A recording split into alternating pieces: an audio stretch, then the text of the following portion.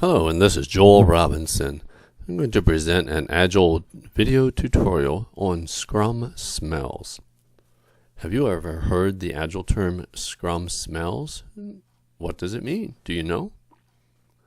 A Scrum smell describes that uneasy feeling that something might be wrong in the Scrum world.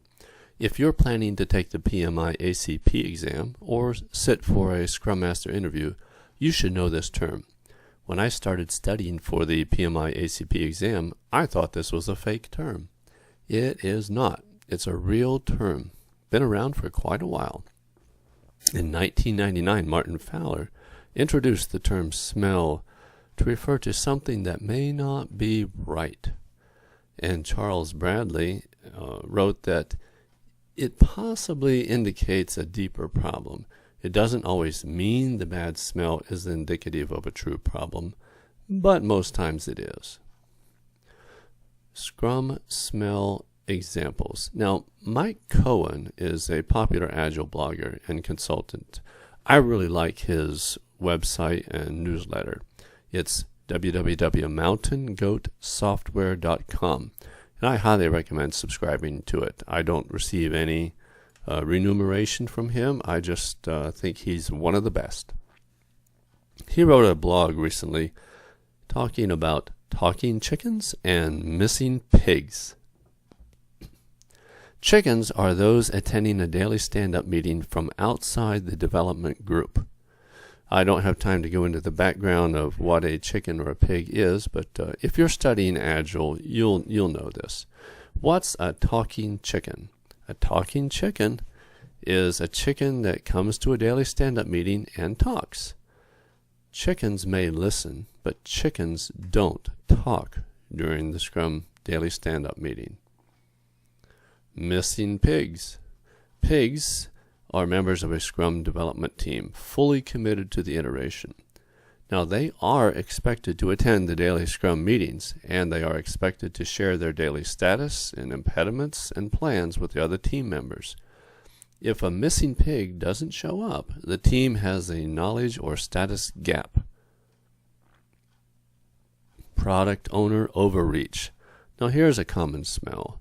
When a product owner assigns tasks and stories to dev team members, it may be a smell. Product owners, they're supposed to prioritize the product backlog, not assign tasks and stories to individual team members. The dev team owns that responsibility. The PO may have good intentions, but the dev team handles the task assignments. Now, this is another common one. The daily Scrum is not for the Scrum Master. It's for the team. Sometimes I've heard of Scrum coaches turning their back on the Scrum team as they're giving their daily stand-up reports. That's to indicate that they are to talk to each other, not to the Scrum Master. I am guilty of this myself with my offshore Scrum teams. They are often talking right to me instead of just to each other. The good news is that my current Scrum team has a daily Scrum with the developers, and then after hours they meet with me because they're located in India. But what does this mean? The daily Scrum is not for the Scrum Master.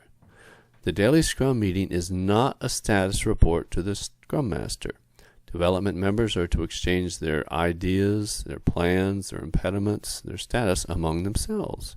The Scrum Master should be handling impediments and verify that the basic Scrum rules are being followed. The Scrum Master is an Agile coach and a servant leader. Organizational management interference. Now, here's another smell. Sometimes the upper management wants to come by and help the team. They may direct devs to work on a task not in the current sprint, or maybe not even in the backlog.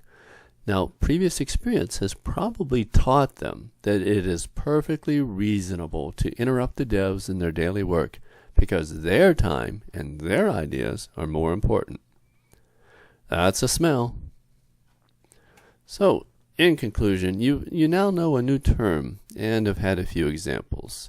I hope that I have helped you, and good luck in your test, certification, or interview. If you'd like to drop me a line, here is my email, and I encourage you to link in with me at Joel Henry Robinson. Have a good day.